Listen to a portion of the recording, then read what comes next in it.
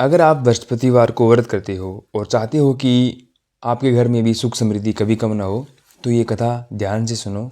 आखिर तक सुनोगे तो वरदान मिलेगा। आज की कथा एक ऐसी सरल और धर्मपरायण औरत की है जिस पर भगवान बृहस्पति देव की अपार कृपा थी।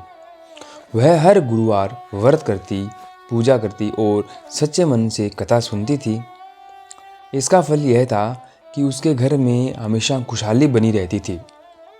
लेकिन उसके पड़ोस में रहने वाली एक ईर्ष्यालु औरत को यह बात बहुत खटकती थी।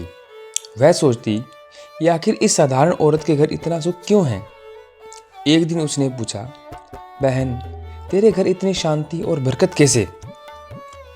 वह स्त्री मुस्कुराकर बोली कि मैं हर वीरवार व्रत करती हूँ, भगवान विष्णु और बृहस्पति देव की कथा सुनती हूँ। लेकिन ईर्ष्यालु पड़ोसन को यह बात पसंद नहीं आई। उसने सोचा, आज तो इसका व्रत तोड़वाना ही है।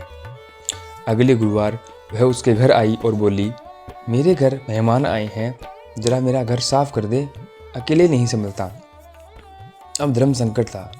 बृहस्पतिवार को झाड़ू पोछा करना माना गया है, लेकिन पड़ोस की जिद के आगे वह हार गई। जैसे ही उसने झाड़ू लगाया, उसके घर का सुख एक एक करके ख़त्म होने लगा। पति की नौकरी चली गई, बच्चे बीमार रहने लगे, घर में क्लेश बढ़ गया और कुछ दिनों में वह निर्धन हो गई। एक दिन दुखी होकर वह रास्ते में रो रही थी। तभी एक बूढ़े ब्राह्मण उसके पास आए और बोले, बेटी क्यों रो रही हो? उस औरत ने अपना सारा दुख बताया। ब्राह्मण शांत होकर बोले, तुम्हारी पड़ोसन ने छल से तुम्हारा व्रत तोड़वाया है। अब तुम पुनः श्रद्धा से बृहस्पतिवार का व्रत करो, भगवान बृहस्पति देव तुम्हारी सभी परेशानियां दूर कर देंगे। उस दिन से उस स्त्री ने फिर से व्रत करना शुरू कर दिया, पूजा की कथा सुनी और पूर्ण श्रद्धा से नियम निभाए। धीरे धीरे सब कुछ बदल गया। पति की नौकरी वापस मिल गई, बच्चे स्वस्थ हो गए, घर में फिर से धन आने लगा और शांति लौट आई। भगवान बृहस्पति ने उसकी सच्ची भक्ति को स्वीकार कर लिया।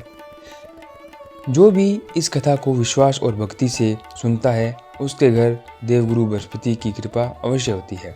अगर आप भी बृहस्पतिवार का व्रत करते हैं तो इस कथा को एक बार अवश्य सुनें और शेयर करें। जय बृहस्पति देव।